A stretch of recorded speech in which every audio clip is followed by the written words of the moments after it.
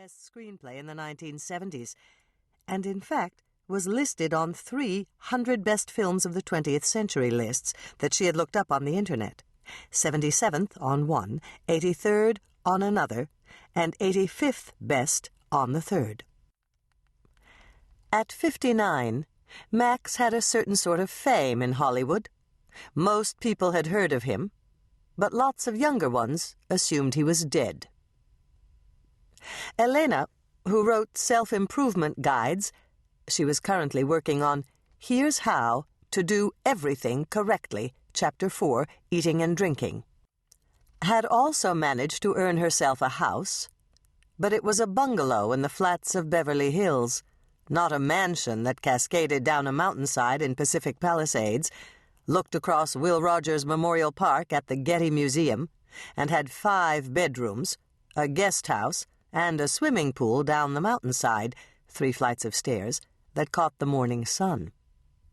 There were 2 gardens, the herb garden and flower garden, 1 level down from the kitchen, and the Japanese garden, 20 feet below the swimming pool, which was utterly cool and silent, as far away from Los Angeles as the island of Honshu. Elena put her feet on the floor and thought of the war. The war had begun on Thursday. As soon as she thought directly of the war, which had been until this moment of her day a presence but not an object, her fragmented, Oscar-colored mood gelled into a general feeling of shame and fear. The fact was, the war was going forward no matter what, no matter how threatening and dangerous it was, no matter how many people were certain to die, no matter how many people protested and complained, no matter what a bad bet it looked like. Other people could understand the war and explain it. There was indeed something reasonable about the war that other people seemed able to comprehend. But for Elena, the war was entirely counterintuitive. She supposed it came down to that very word. War, a word she had avoided reading, saying, looking at for a number of years when she was a child, during the cold W blank, when war meant annihilation, mutually assured destruction, better dead than red, except that as a child she had understood dead much better than red.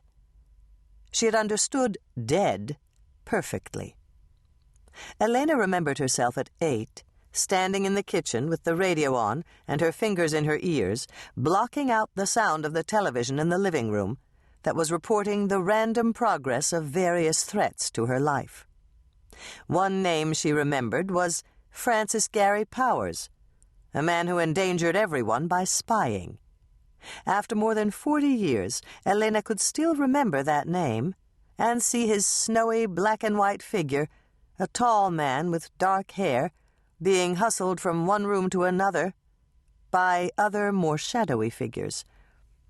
She remembered him because she had known that there was a train of circumstances that could begin with Francis Gary Powers and end with her death.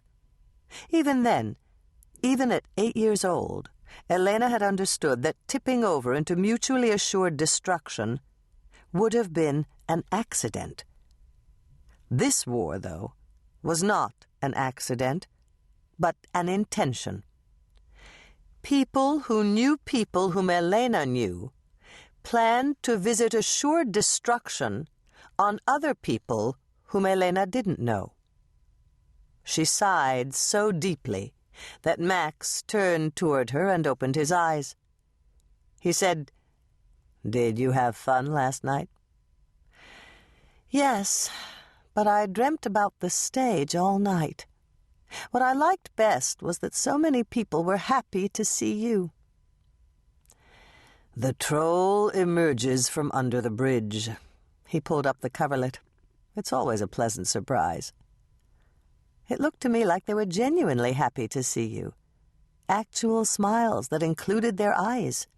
Involuntary twinkles and sparkles and body twitches." "They're actors. Nothing is involuntary." "Well, thank you, anyway, for taking me." The best part